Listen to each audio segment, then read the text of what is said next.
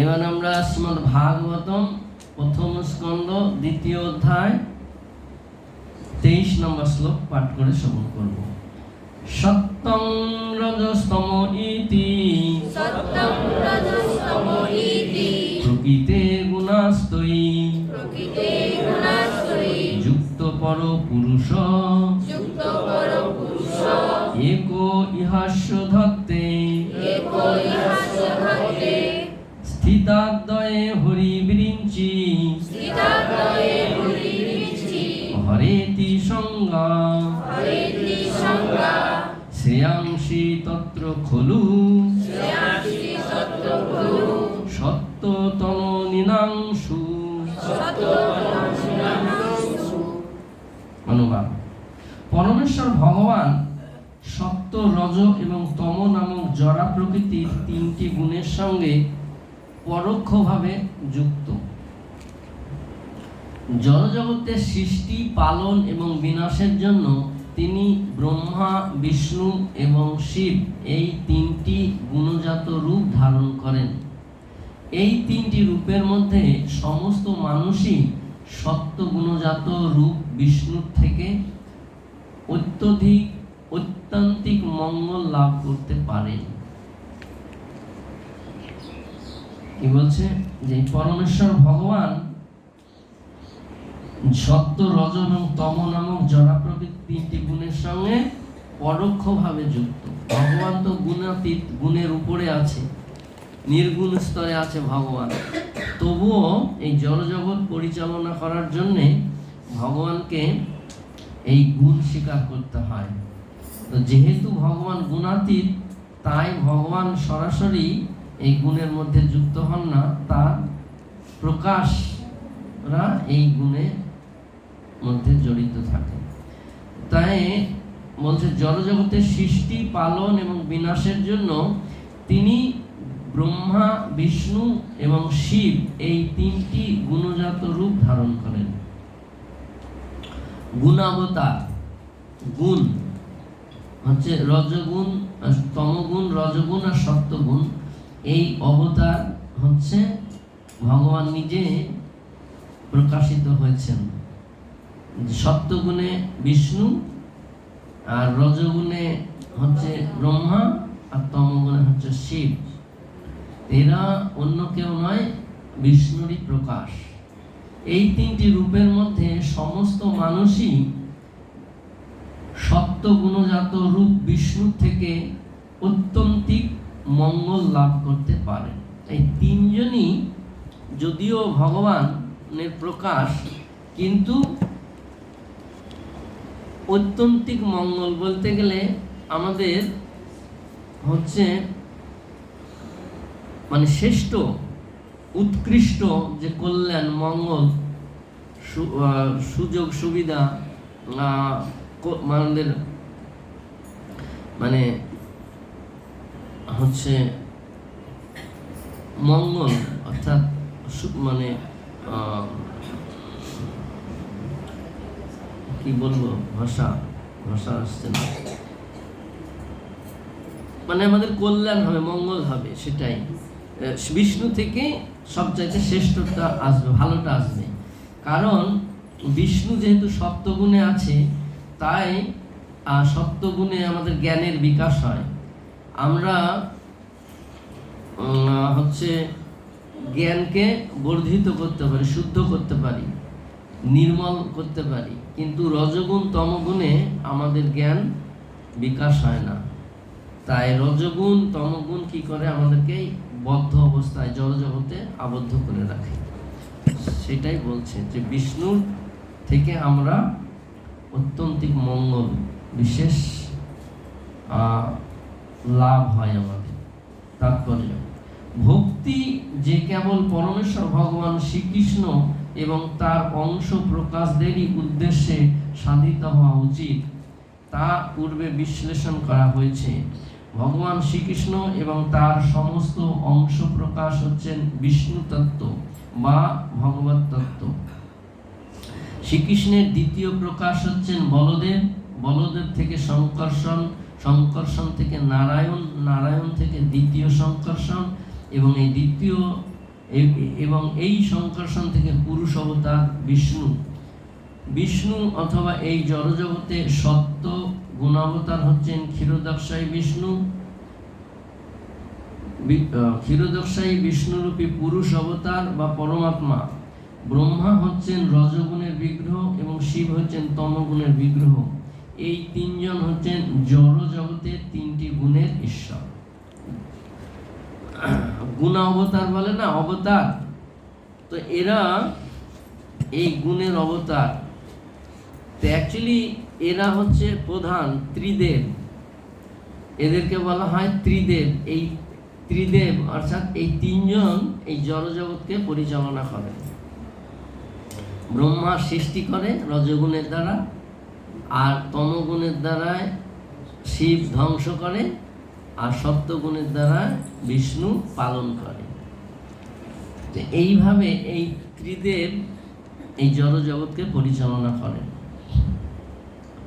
তো এই যে বিষ্ণু, এই বিষ্ণুর আবার তিনটে ভাগ আছে। কারণোদকশায়ী বিষ্ণু বা মহাবিষ্ণু, আর হচ্ছে গর্ভোদকশায়ী বিষ্ণু, আর হচ্ছে ক্ষীরোদকশায়ী বিষ্ণু। তো এই ক্ষীরোদকশায়ী বিষ্ণুর দায়িত্বটা অনেক বেশি। এই জড়জগৎকে পরিচালনার জন্য ক্ষীরোদকশায়ী বিষ্ণুর দায়িত্ব বেশি। তিনি সমস্ত জীবের হৃদয়ে অবস্থান করছেন, আর এই জড়জগতের যত সমস্যা তিনি সমাধান করছেন, সেই জন্য তার দায়িত্বটা বেশি।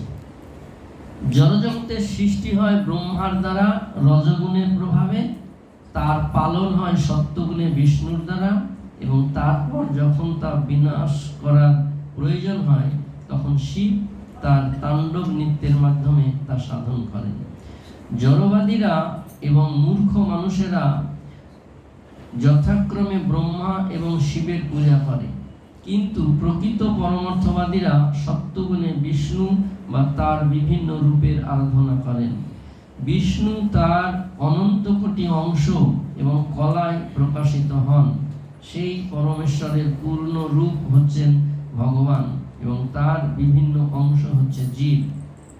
জীব এবং ভগবান উভয়েরই চিন্ময় স্বরূপ রয়েছে। জীব কখনো কখনো জড়া প্রকৃতি বশীভূত হয়ে পড়ে, কিন্তু বিষ্ণু তত্ত্ব সর্বদাই মায়ার অধীশ্বর। পরমেশ্বর ভগবান শ্রী বিষ্ণুর এই জগতে আবির্ভূত হন জড় জগতের বন্ধনে আবদ্ধ জীবদের উদ্ধার করার জন্য। এই ধরনের জীবেরা জড়জগতে আসে এবং জড়জগতের উপর প্রভুত্ব করবার সংকল্প নিয়ে, এবং এইভাবে তারা জড় প্রকৃতির তিনটি গুণের দ্বারা আবদ্ধ হয়ে পড়ে। তাই এই জড় জগৎরূপী কারাগারে বিভিন্ন রকমের দণ্ড ভোগ করার জন্য জীবকে বিভিন্ন রকমের জড় শরীর ধারণ করতে হয়। পরমেশ্বর ভগবানের নির্দেশ অনুসারে ব্রহ্মা এই জড়জগৎরূপী কারাগার সৃষ্টি করেন, এবং কল্পান্তে শিব এই সৃষ্টি ধ্বংস করেন। আর এই কারাগারের পালন কার্য সম্পাদন করেন বিষ্ণু, ঠিক যেমন রাজা তার রাজ্যের কারাগারগুলি পালন করেন। তাই কেউ যদি জন্ম মৃত্যু জরা এবং ব্যাধিরূপী দুঃখ দুর্দশায় পূর্ণ এই জড়জগতের কারাগার থেকে মুক্ত হতে চায়, তাহলে তাকে অবশ্যই পরমেশ্বর ভগবানের সন্তুষ্টি বিধান করতে হবে। ভগবান শ্রী বিষ্ণুকে কেবল ভক্তিযুক্ত সেবার মাধ্যমেই আরাধনা করা যায়, এবং কেউ যদি এই জড়জগৎরূপী কারাগারে থাকতে চায়, তাহলে তারা সাময়িক দুঃখ নিবৃত্তির জন্য ক্ষণস্থায়ী কিছু সুযোগ সুবিধা লাভের আশায় শিব, ব্রহ্মা, ইন্দ্র, বরুণ আদি দেবতাদের পূজা করতে পারে। কোন দেবতাই কিন্তু জড়জগতের বন্ধন থেকে মুক্ত হতে পারেন না, তা কেবল বিষ্ণুই করতে পারেন। তাই চরম মঙ্গল কেবল পরমেশ্বর ভগবানের কৃপার প্রভাবেই সাধিত হয়। এই যে চরম মঙ্গল, এইটা হচ্ছে মুক্তি, জন্ম মৃত্যু জরা ব্যাধির হাত থেকে নিষ্কৃতি লাভ করা।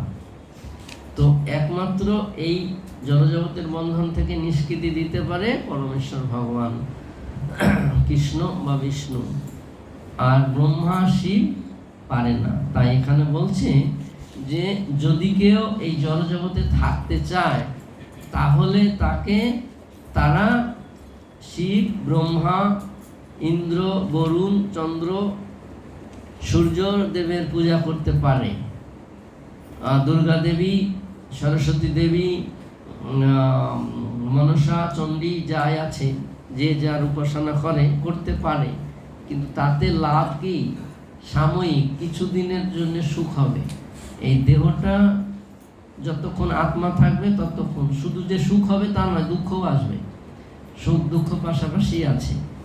তাই যদি এই জন্ম মৃত্যু জরাব্যাধির হাত থেকে নিষ্কৃতি পেতে হয় তাহলে আমাদেরকে বিষ্ণুর আরাধনা করতে হবে, ভগবানের আরাধনা করতে হবে। কারণ বিষ্ণু হচ্ছে মায়াধীশ, মায়ার উপরে আছে, কিন্তু এরা মায়ার অধীনে আছে। গুণের অবতার তো, এরা গুণের মধ্যে আছে। যদিও বিষ্ণু সত্য গুণে আছে, তবুও তিনি গুণের উপরে। মায়া তাকে কিছু করতে পারে না, মায়াকে নিয়ন্ত্রণ করেন বিষ্ণু। তাই বিষ্ণুর আরাধনা করলে আমরা মায়ার হাত থেকে নিষ্কৃতি পেতে পারি। সেই কথা ভগবান গীতাতে বলেছেন, 7ম অধ্যায় বিজ্ঞান যোগ 14 নম্বর শ্লোক, দৈবী হেসা গুণময়ী মম মায়া দুরত্বয়া মামেব যে প্রপদ্যন্তে মায়ামেতম তরন্তি। এই যে দৈবী মায়া ত্রিগুণাত্মিকা, এটা অতিক্রম করা অত্যন্ত কঠিন, খুব কঠিন। কারণ এই মম মানে আমার, এই মায়াটা হচ্ছে আমার, বিষ্ণু বলছেন, কৃষ্ণ। তাই যদি কেউ আমার শরণাপন্ন হয়, আমাতে প্রপত্তি করে, আমার আশ্রয় আসে, তাহলে সে এই মায়াকে উত্তীর্ণ করতে পারে। তাই আমরা এখানে এই শ্লোকে সেটাই বলতে চাইছি যে আমরা যে ত্রিদেব আছি, এই জড়জগতের নিয়ন্ত্রণকর্তা, কিন্তু বা দেবতারা আছে, দেবীরা আছে। তো এই দেবতা দেবীরা, দেবদেবীরা বা ব্রহ্মা বা শিব, এদের আশ্রয়ে গেলে জন্ম মৃত্যু জরাব্যাধির হাত থেকে নিষ্কৃতি পাওয়া যাবে না। তাই আমাদেরকে বিষ্ণু আশ্রয় নিতে হবে। শাস্ত্রে সেই কথা বলছে যে আমরা যেহেতু কর্ম না করে থাকতে পারি না, তাই আমাদেরকে কর্ম করতে হয়। তো কর্ম যদি করতে হয় তাহলে কি ধরনের কর্ম করতে হবে? যে কর্মের কোনো ফল থাকবে না, সেই কর্ম। তো সেখানে এই কর্মযোগে 9 নম্বর শ্লোকে 3য় অধ্যায়ে ভগবান সেই কথা বলছেন, যজ্ঞার্থাৎ কর্ম অন্যত্র লোকয়ম কর্ম বন্ধন তদর্থম কর্ম কন্তয় মুক্ত সঙ্গ সমাচার। যে বিষ্ণুর প্রীতিবিধানের জন্য আমাদের কর্ম করা উচিত। যদি বিষ্ণুর প্রীতিবিধান না হয় তাহলে সেই কর্ম আমাদেরকে বন্ধনের সৃষ্টি করবে, জড়জগতে আটকিয়ে রাখবে। তাই যদি আমরা বিষ্ণুর সন্তুষ্টির জন্য কর্ম করি, তবেই আমরা জন্ম মৃত্যু জরাব্যাধির হাত থেকে নিষ্কৃতি পাব। তো যদি এক জন্মে না পাই, 2 জন্মে না পাই, তাহলে পরের জন্মে আমরা পেয়ে যাব। সেটা ভগবান নিশ্চিতভাবে বলছেন যে এই যে ভক্তিযোগ, ভগবানের সেবা, এটা কখনো নষ্ট হয় না, এটা সবসময় থেকে যায়। ব্যাংক ব্যালেন্স, পারমার্থিক ব্যাংক ব্যালেন্স, আমাদের জড়জগতের ব্যাংক ব্যালেন্স, আত্মা দেহ থেকে বেরিয়ে যাওয়া মানে শেষ, আর নেই, আমার বলে কিছু নেই। কিন্তু এই যে ভগবানের সেবা, সে যত কমই অল্পই করুক না কেন, সেইটা কিন্তু তার থেকে যায়, সেটাই তার পারমার্থিক ব্যাংক ব্যালেন্স। তো ভগবান সেইটা বলছেন 2য় অধ্যায় 40 নম্বর শ্লোকে, নেহাভিক্ষমনা স্বস্তি প্রত্যবায়ন বিদ্যতে স্বল্পম উপস্য ধর্মস্য ত্রায়তে মহত্ব ভয়া। যে এই ভক্তিযোগ কখনো ক্ষয় হয় না, নষ্ট হয় না। আর এই ভক্তিযোগ অনুশীলনকারী যদি অল্প মাত্রায় করে, তাহলে সে সংসার রূপ মহাভয় থেকে পরিত্রাণ লাভ করে। তো সংসার রূপ মহাভয় হচ্ছে জন্ম মৃত্যু জরাব্যাধি। এই জন্ম মৃত্যু জরাব্যাধি থেকে একমাত্র নিষ্কৃতি পেতে পারি আমরা ভগবানের আরাধনা করলে। এই শ্লোকে সেটাই বলছে। আমরা সেটা যেটা দেখলাম এখানে বলছে যে বিষ্ণুর আরাধনা পরম মঙ্গল হবে আমাদের। তাই আমাদের কর্তব্য হচ্ছে বিষ্ণুর আরাধনা করা।